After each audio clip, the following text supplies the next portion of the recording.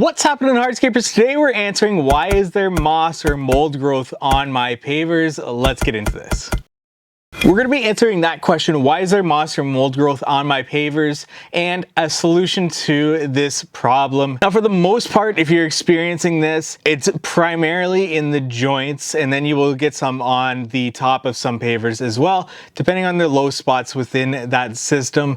And because the joints are supposed to be the lowest point in that system, as we install our jointing compound 1/8 of an inch below the top of the paver or the bottom of the paver's chamfer, to ensure that that water finds that joint and works its way out of that system. It also supports the longevity of that jointing compound. So if your jointing compound is not installed 1/8 of an inch below the top of the paver or bottom of the paver's chamfer, you're probably going to have other problems on top of this growth. Now, unfortunately, the solution to this growth is not a great one, and it comes with a bunch of maintenance that will be ongoing. But if you haven't constructed your patio yet, maybe you want to follow along with what I suggest in this video to give your patio the best chance of not having this growth in the long term. Now, this moss or mold growth is typically due to just the presence of moisture, and moisture that's not able to work its way off the surface. With that moisture just sitting, it's going to breed a lot of different organic growth, moss, mold, mildew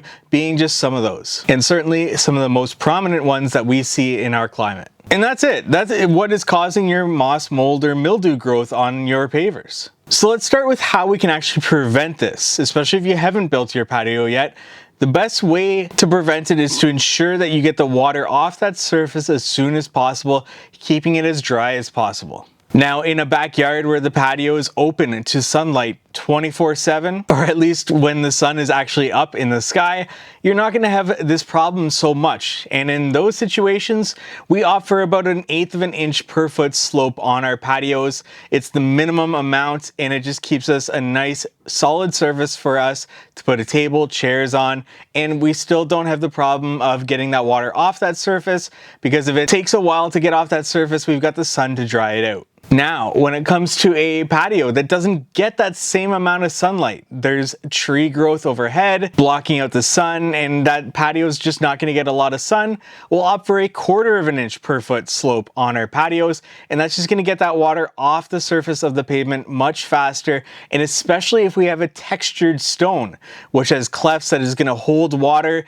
even with our slope, we will opt for that 1/4 of an inch. It's a little bit more aggressive. It's still fine to have a patio with that 1/4 of an inch per foot slope and have a table and chairs, and it's about the maximum you want to go for a slope on your patio. But opting for that more aggressive slope is going to clear that water off the surface, and it's not going to begin to breed that organic growth like the moss, mold, or mildew. Additionally, opting for a smooth surface stone is going to help with that as well, because those clefts or those textured stones are not going to hold that water in pockets, once again breed that organic growth. However, if you're watching this video and you already have this growth, the simple solution is just to give it a hot water pressure washing. If it's mostly just the surface of the pavers, aim for the surface of the pavers with your pressure washer. But typically it's also the jointing compound, and this could also cause the failure of your jointing compound. So this might be an entire pressure washing of the system and a replacement of the jointing compound. It's rare that I see a system that has this moss, mold, or mildew growth that has polymeric sand still intact. Typically, it's caused that failure of that jointing compound in that system. And that's just because this jointing compound needs to be dry to cure, and with the growth of this organic material, just tells me that it's more likely not had that chance to be able to cure, and thus it's actually failed and we need to replace it. And additionally, when we are hot water pressure washing, it's just going to reactivate those polymers, loosen up that polymeric sand, and eventually just blast it out. Now, at this time, you want to consider, is it worth picking up the stones and putting a little bit more aggressive slope on your patio to be able to account for getting that water off that surface much faster? So that's just a cost-benefit analysis. Do you want to do that? Or how many years did it take for you to have this problem? And are you willing to put up with that number of years before you have to do this cleaning process again as a maintenance with your backyard patio? Or is this something that you experienced in the first year and you want it resolved immediately because you're not going to be doing this every single year? If it's just a small area, there is organic cleaners. It's like powdered bleach that you can actually use.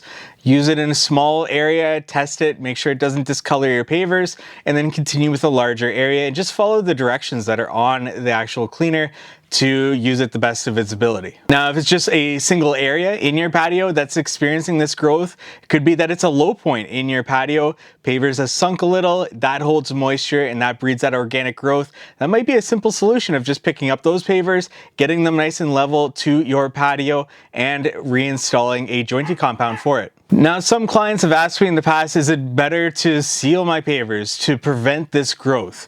And the answer is it won't prevent the growth. It'll still have organic growth on top of that sealer, on top of those pavers, on top of that jointing compound.